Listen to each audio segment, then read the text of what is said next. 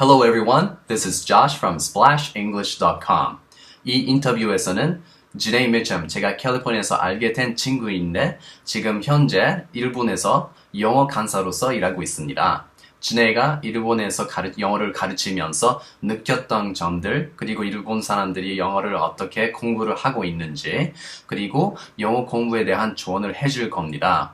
In this interview, Jinae will tell us a little bit about her experience in Japan, how Japanese people are learning the language, and her advice on learning the English language. So tune in, check out the show, and I hope you enjoy it. Okay, welcome to splashenglish.com. Today, I have a guest on this show. Her name's Jinae Mitchum. She is my personal friend from California, and she's been working in Japan as an English teacher for a couple of years now. Welcome, Jinae. Hi. Hi, how are you? I'm good. How are you? Great. What's going on in Japan right now? What's going on in Japan? Well, I've been teaching English with a company, one-on-one teaching adults for about 2 years now. And I live in Japan. I've been in Japan for 3.5 years. My husband is Japanese. And right now I'm pregnant. Oh, So, congratulations. Yeah, so I'm going to have a baby in the next few weeks. Wow. Yeah. So that's what's happening for me anyways. Do you know if it's a boy or girl? It's a girl. It's a girl. Wow. She's going to be Pretty beautiful. excited. Yeah, just Nice, need to nice. get through labor and the next 18 years and beyond. Okay, I'm going to ask you a few questions. Okay. The first question that I'm going to ask you is, what is English learning scene like in Japan? Is it like a Korea, very competitive, or is it more relaxed?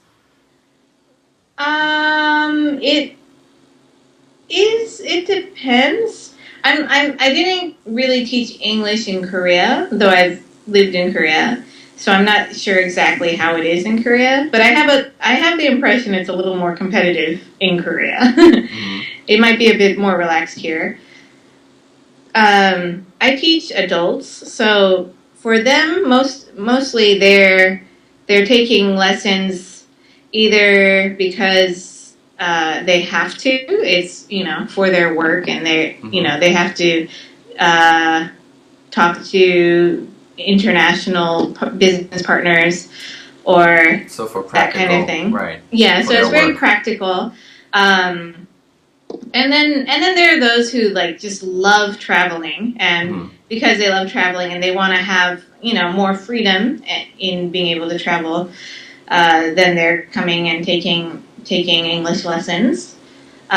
Also, some spouses of employees who are getting transferred overseas for work. Sometimes they'll come and brush up on English before they move to Canada or before they go to anywhere, Singapore or somewhere like that. In Korea, a lot of adults, they take TOEIC and TOEFL tests. Well, TOEIC mostly. And if they score high scores on TOEIC, then there's a good chance of getting promoted. You can land on a better job. Now, do you have that kind of culture in Japan? Yeah, they also have that.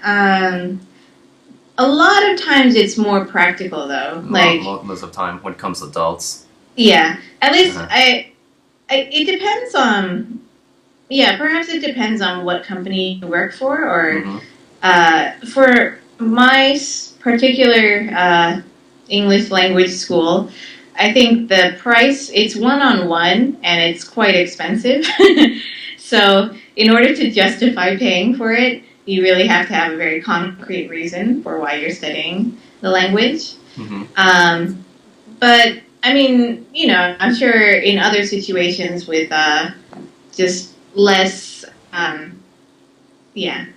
either bigger groups or a less formal kind of system where it's just with a private instructor or whatever, then I think people might be more motivated just for career advancement and that kind of thing. What are some of the recurring questions students ask you? I mean, you're working with adults, right? Mm-hmm. So, like, I mean, are there all the common questions people ask you? Like, how do I say "arigatou gozaimasu" in English? Or I don't know, something. Common questions. Well, we follow a textbook, so each lesson, kind of is contained in itself. Mm-hmm. So people, ask according to what the lesson is. But in general, people ask for advice, whether it's to improve their TOEIC score, or how they can study English from home and that kind of thing, outside of the lesson. So I'll give that kind of advice, my own ideas anyways. What about stay-home moms, like who are either trying to learn English or who are trying to learn English so that they can teach their kids to teach English? You know what I mean? Like, what about like stay-home moms? Like, what are their concerns? I mean, like, are they passionate for the language? Sometimes I don't feel like they're. It depends, of course. I feel like it's very much like a hobby in that case, and they just want to try to enjoy learning the language as much as possible. So they're not. It's more like a hobby group. Yeah, exactly. Like, I see. Yeah, so it's not as much like how can I learn English, but just they come and they talk and they'll ask how to say certain things, like how do how to express. Do mothers push ideas. English to their children the same way Korean moms do? Do mothers what? Push English to their kids? They like you must do, but I don't feel like they're necessarily as personally involved. Like they'll send their kids to English school. Are they domineering? If you don't get more than 95%, no chocolate bars for you, or...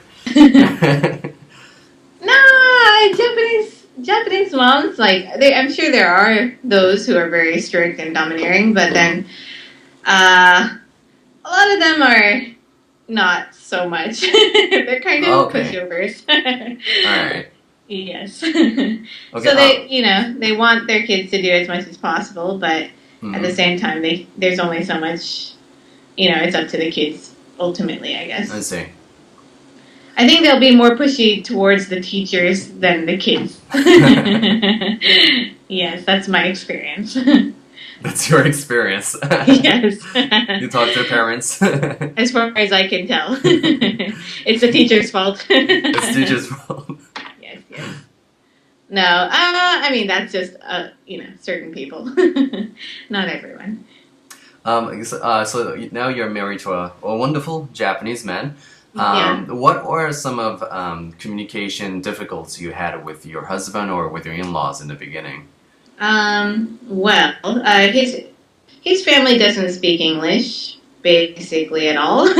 So my Japanese was pretty bad when I first came to Japan. I knew a little bit, but not very much, not enough to communicate really. So my husband's English has been improving since I've been living here, and we talk basically in English every day. I think a lot of times in the beginning, there were lots of miscommunications. I thought he understood what I said, but he didn't. Yeah. And I think he would often it would seem like he understood, but he wouldn't check to make sure on the meaning. So now I mean I'm familiar with it because I teach to non-native English speakers every day. So there's certain things I know to look out for, this is what I meant, and I know how to word it so it's not as confusing. I need to make a comment here. So is it true in Japan?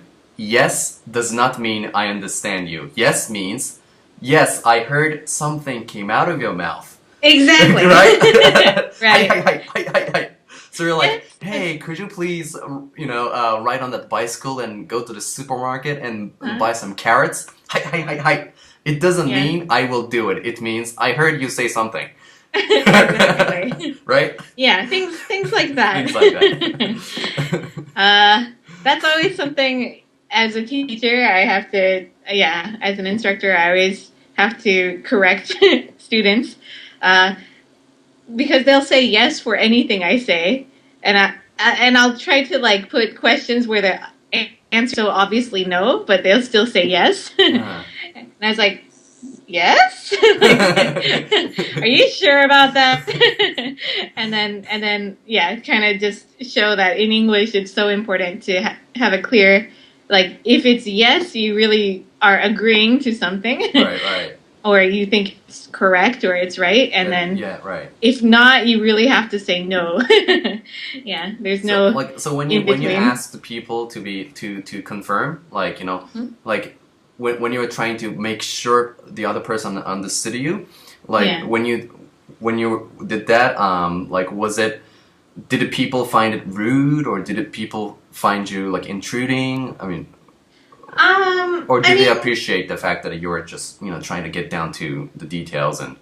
Yeah, well, it's always like in a lesson setting, so you know, I think they expect to get feedback or to hear correction if there's some mistakes or something like that. I think for the most part they appreciate like knowing, oh, in English it's important to do this, or otherwise if I'm in a business meeting and I miscommunicate or whatever, it's going to cause problems for them in their work and that kind of thing. So for the most part, they really appreciate it. I see.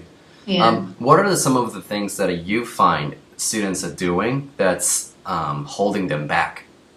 I think one of the biggest things is being afraid to make mistakes.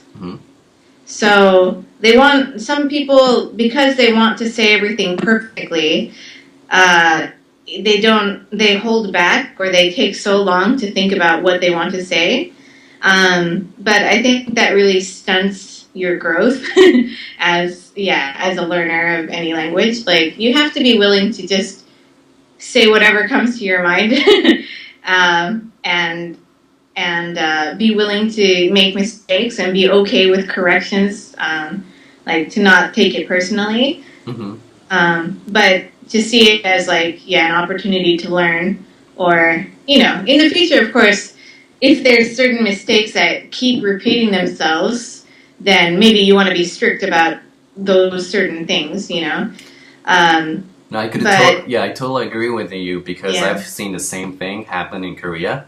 Okay. And people like, you know, sometimes some people, they just need to get over that psychological like barrier, you know, like, you know, get over it, you know, like, because, you know, some people are, you know, they're so afraid of losing face, and they don't want to be embarrassed. But, you know, if you really want to speak English, then you have to learn how to reproduce the sounds, right? With your mouth absolutely. and everything. And the only way to do that is to do it. So Absolutely. one of the things that I like to tell my students all the time is look at failure as a feedback, right? It's a feedback, and it will tell you what you need to work on, you know, not necessarily, you know, if you say something in a wrong way, which I do oftentimes, it doesn't mean that, you know, you're a loser. It means, you know, now you know what you need to work on, right? It's a feedback. Right, definitely. Yeah, if you can see it as just being instructive as opposed to like reflective of your, you know, if you're good or bad at English or whatever, you know, that doesn't matter. I mean, it's all a process of how to learn and how to recognize where the mistakes are, and then I think that's where we can learn the most is through making mistakes and recognizing them, and then eventually changing them. Right, totally. Yeah. So I think that would be the biggest thing, I mean, we're gonna wrap up this interview. What advice can you give to the learners of English language in Japan or in Korea? I would say the biggest thing for learning a language is putting in time and effort. So time and effort. What's that? Never heard of. Yes. So I don't think there's any like magic formula or anything, but there's so many different things you can do. You can, you know, like read articles, or you can watch English TV programs, or you can try to do language exchange with someone, or you can, especially going to some kind of like doing some kind of lessons, or I think that would be like the most, like the fastest way to see improvement is to practice speaking and getting feedback, getting correction from a native English speaker. But there's a lot, you just got to put in the time every day yourself. And if one way, whether you're studying flashcards or whether you're reading a book or whether you're, whatever it is you're doing, like if you get stuck, then find another method or find another way to practice, But you got to just keep trying and keep, finding ways you can practice English. Basically. All right, Jinae, thank you so much. It was a pleasure having you on the Thank show. you. And again, congratulations on your baby. Thank you. And thank you so much for showing up. And yeah, well, looking forward to maybe have future shows, to having a future shows. But thank you so much for your time. Yeah, absolutely. Thank you so much for having me. All right, and we'll talk again some other time. All right, thank you. All right, see ya. See ya.